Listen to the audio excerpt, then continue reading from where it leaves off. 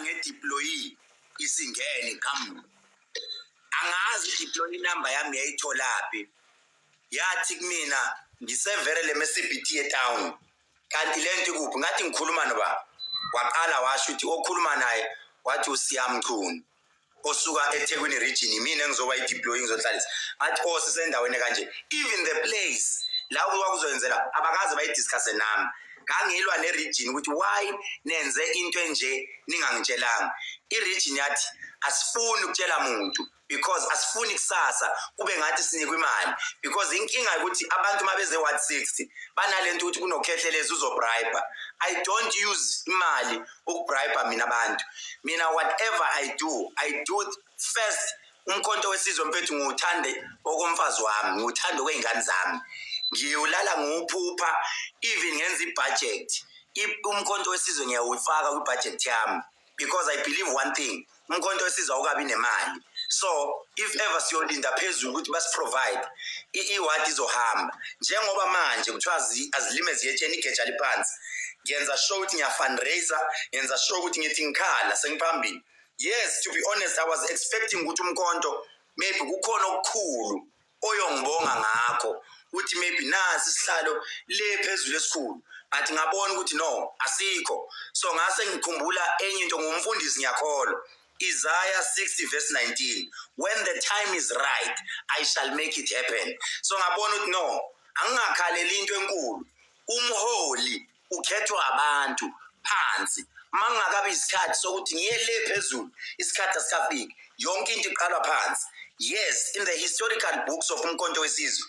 ngiyenzile iqiniso ngilenzile futhi anginuki makhwapha ngaze ngibambe meeting nabantu beANC bazamile ukungibribe even iIFP they've tried ukunginika imali ngayinqaba waqala uANC wazama ukungibizela eCape Town ngaye eCape Town bangifike bafuna ukunginika imali ngayinqaba wabuya uIFP ngayinqaba because I wanted to be loyal to President Jacob Zuma that is my president engimhlonipha kakhulu but namanje noma ngathiwa ngithola into yewadi kuthiwa ikhansela yes most of them bayahleka but anginandaba noma bangahleka abantu engiyobakhulula abasewadini yami into emnandi ukuthi ngiba recruitile across South Africa yonke abakhombisa ukuthi nali ikhaya but manje ngizodila newadi yami yilapho uNkulunkulu athi wena hamba ohlala kulesi sihlalo esincane who knows one day I might be up there akujahwa uhanjwa kancane Wena Maqhawe ngizoba nje nombuzo owodwa oncike kwiprofession yakho yokulapha ukhona umuntu wokukhansela umuntu nje methu uphethe induku yokuthi ukwazi ukuba yikhansela ikhona into enjalo ikhona induku enjalo before siqhubeka ngoba ususicaciselile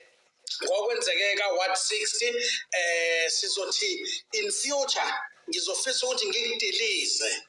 ngifaka abantu baka what 60 bayikhulume ngokwabo bakwethu we are not here ngemsebenzi kababa ukhehlelezi privately I would like us to respect that la kwa clean governance siyakwazi ukuyithiba nokuyihlonipha umuntu owubaba wekhaya I believe uyadinga ukuthi anikwe indawo yakhe so ngiyothi mangabe sengithi ngiyadiliza babukhehlelezi ngithi ngoba ngenzela ukuthi I don't want people excuse me, attack on a personal level, because I don't really like that, unless when you don't mind.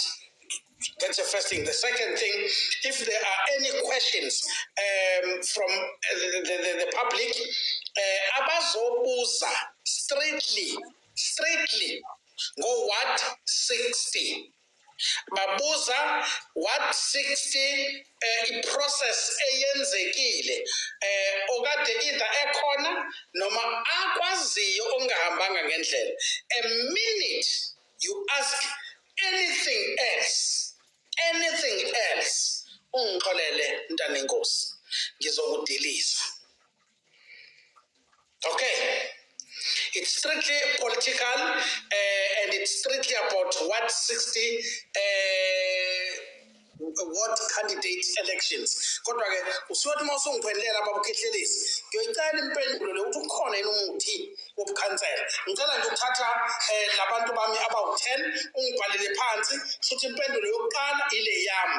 yomuthi wokukhansela. Mase kuba-ke yile ezoqhamuka nalabantu esibafakayo manje. Asiqale nangu uMamZoba.